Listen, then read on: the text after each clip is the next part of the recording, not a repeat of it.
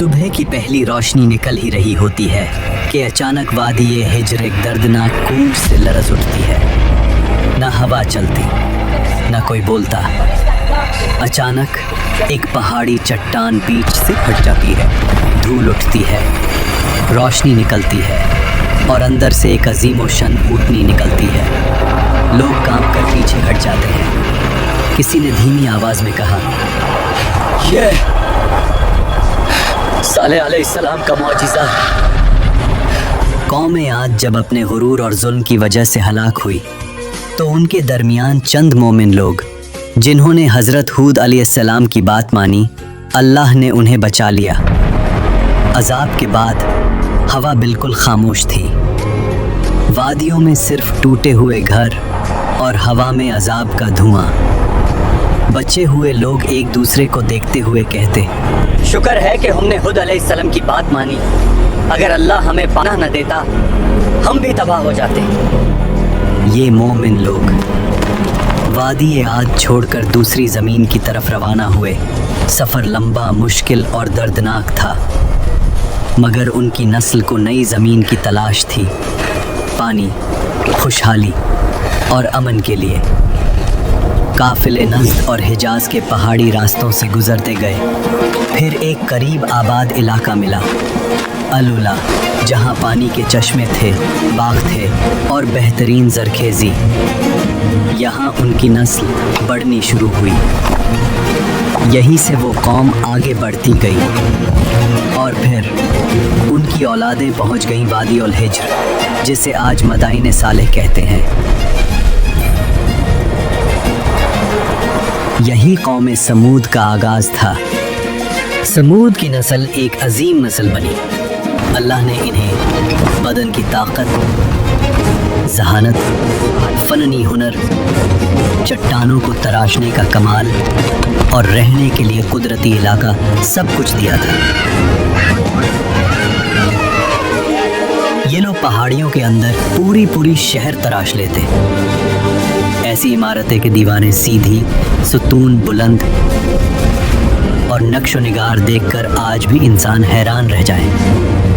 قرآن کے مطابق یہ میدانوں میں محل بناتے تھے اور پہاڑوں کو تراش کر گھر بناتے تھے۔ ان کی آبادیوں میں شہنشاہی نظام تھا، بازاروں میں روشنی، تجارت، آواز اور رات کو مشالوں سے جگمگاہٹ۔ وادیوں میں باغات تھے، کھجوروں کی میٹھی خوشبو، سرسبز زمین۔ لیکن پھر نعمتوں کا شکر بھول کر غرور آ گیا۔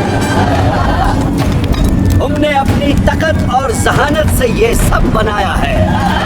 جب طاقت نے گمراہ کر دیا تو ان کا دل سخت ہو گیا، پہاڑوں میں تراشے ہوئے بتوں کو معبود بنا لیا، اللہ کو بھول کر قدرتی طاقتوں کو پکارنے لگے۔ اے خدا، ہمیں عظیم طاقت دے۔ اپنی طاقت، دولت اور پہاڑ تراشنے کی صلاحیت پر اتنا غرور، کہتے، ہم سے بڑا کون اس دنیا میں؟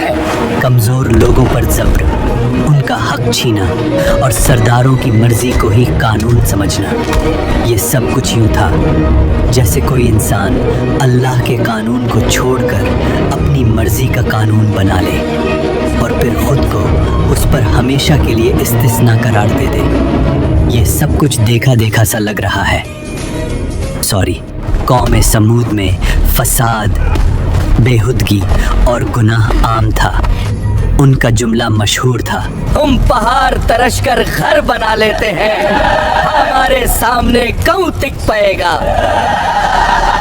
وہ نعمتوں کو اپنی طاقت سمجھنے لگے، یہ بھول گئے کہ اللہ ہی دیتا ہے، اللہ ہی چھین لیتا ہے۔ اسی وادی میں ایک معزز خاندان عبید بن مس کے گھر ایک نورانی بچہ پیدا ہوا، صالح علیہ السلام۔ بچپن سے ہی نرمی، حکمت، نور، سوچ کی گہرائی، حق کی طرف دل کا میل، سب کچھ ان میں نمایاں تھا۔ قوم کے بزرگ اکثر کہتے، یہ لڑکا عام نہیں، اس کی باتوں میں کافی گہرائی ہے۔ جب وہ جوان ہوئے، ان کا رویہ بالکل مختلف تھا۔ दुनिया की चमक उन्हें ना खींचती। वो अकेला वक्त गुजार कर अल्लाह को याद करते। फिर एक रात अल्लाह ने उन्हें नबूवत अता फरमाई। सालेह अलैहिस्सलाम अपनी बस्ती में गए और लोगों से कहा, सिर्फ अल्लाह की इबादत करो, तुम्हारा कोई माबूद उसके सिवा नहीं। कौम के सरबराह हंस दिए। वो कहते, कल तक तू हमारा अक्लमंद दोस्त था, आज हमें हमारे माबूदों से रोक रहा है। हम तो तुझे नेक समझते थे, मगर अब तू हमें उन चीजों से रोक रहा है जो हमारे बाप दादा से चलती आ रही हैं। सालेह अलैहिस्सलाम ने प्यार से समझाया, ये वादी, ये इमारती, ये कुदरत अल्लाह की नेमत है, शुक्र करो, शिरक मत करो। मगर कौम का जवाब था, बेसबूत बातें न करो, अगर तुम सच्चे नबी हो तो निशानी दिखाओ। सरबराहों ने कहा, इस पहाड़ी चट्टान के अंदर से एक जिंदा ओतनी निकल कर दिखाओ, तब हम मानेंगे। सालेह अलैहिस्सलाम उन लोगों के साथ उस पहाड़ी के पास गए और अल्लाह से दुआ की, या रब, तू गवाह है, अपनी निशानी जाहिर फरमा। फिर एक लम्हा वाड़ी का रंग बदल गया, पहाड़ बीच से फट गया। रोशनी की लहर ने सबको चौंका दिया और फिर एक अजीम ऊँटनी चट्टान से निकल आई। वो आम ऊँटनी नहीं थी, कुरान में इसे नाकतुल्लाह, अल्लाह की ऊँटनी और आयत एक निशानी कहा गया। उसकी हैबत, उसकी अजीमत, कौम की आंखों ने पहली दफा कुछ ऐसा देखा था। मुअजिज़ा यहीं रुकता नहीं था। ऊँटनी वाड़ी के कुआं से पूरा दिन पानी पीती थी और पूरा कुआं खाली हो जाता था। लोग परेशान हो जाते, कुआं का सारा पानी खत्म हो गया। मगर अल्लाह ने इसका मुआवजा भी दिया था। अगला दिन पूरी कौम उसके दूध से सायर होती थी। इतना दूध के हर घर, हर जानवर, हर बच्चा, सबकी जरूरत पूरी होती। एक दिन ओतनी कुएं से पानी पिएगी तो उस दिन कोई भी उस कुएं से पानी नहीं पाएगा, और अगले दिन तुम सब कुएं से पानी पी सकते हो। यानी एक दिन ओतनी का और अगले दिन लोगों का। मगर कौम ने इस इम्तिहान को भी बर्दाश्त न किया। सरबराह कहते, तुम्हारी आजादी छीन ली गई है, एक ओतनी हमारे पानी पर हुकूमत करेगी। उनका गुरूर फिर से उभर आया। जब कुछ लोग ईमान लाने लगे, सरबराहों के चेहरे पर हिरासत और हिरस की लाल हवा उभरी। उन्होंने कहा, इस ऊँटनी की वजह से सालेह की इज्जत बढ़ रही है। अगर हमने कुछ न किया, कौम उसके पीछे चल पड़ेगी। फिर उन्होंने साजिश रची, इस निशानी को मिटा दो, सालेह का आसर भी मिट जाएगा। एक अमीर औरत बोली, जो इस ऊँटनी को मार डाले, मैं अपनी बेटी की उससे शादी करवा दूंगी। नौजवान तैयार हो गए। आज रात ये ओतनी नहीं बचेगी। ऊँटनी जब खूब पानी पीती हुई वापस जा रही थी, कातिल पीछे पीछे चले। पहले एक ने तीर चलाया, ऊँटनी का पांव जख्मी हो गया। फिर सब टूट पड़े।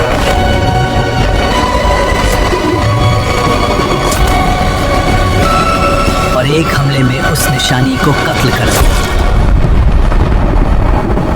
कौम चीख उठी, हमने ऊँटनी को मर डाला, अब सारा पानी हमारा है। यही वो जुर्म था जिस पर अजाब का वादा था।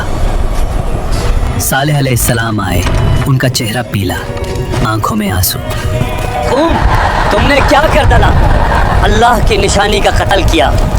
अब तुम्हारे पास सिर्फ 3 दिन हैं। अजाब? हमें कुछ नजर नहीं आ रहा। मगर फिर अजाब का काउंटडाउन शुरू हुआ। पहला दिन, चेहरे जर्द हो गए। दूसरा दिन, चेहरे सुर्ख, हवा गरम, आसमान लाल। तीसरा दिन, चेहरे सियाह, वादी में मौत की बू। हमसे गलती हो गई। और फिर फजर से पहले ही आसमान लर्जा, पहाड़ हिले, जमीन से खौफनाक आवाज, और फिर एक चीख। ऐसी चीख के दिल फट गए, रूहें जिस्म से निकल गईं। कौम के सब लोग अपने घरों में उल्टे पड़े रह गए। कुरान में आया है, एक चीख ने उन्हें पकड़ लिया। कौम समूद खत्म हो गई। सालेह अलैहिस्सलाम वादी के किनारे पर रुक कर कहते, मैंने तुम्हें समझाया था मगर तुम नसीहत को पसंद नहीं करते थे। मैदान सालेह आज तक गवाही देती है कि जब अल्लाह की निशानी का इनकार हो तो कौमें इमारतों से नहीं बचती, ईमान से बचती हैं। अगर तुम्हें ये कुरानी कहानी पसंद आई हो तो वीडियो को लाइक करो, कमेंट्स में लिखो तुम अगले एपिसोड में किस कौम की कहानी देखना चाहते हो, और चैनल को सब्सक्राइब करना मत भूलना।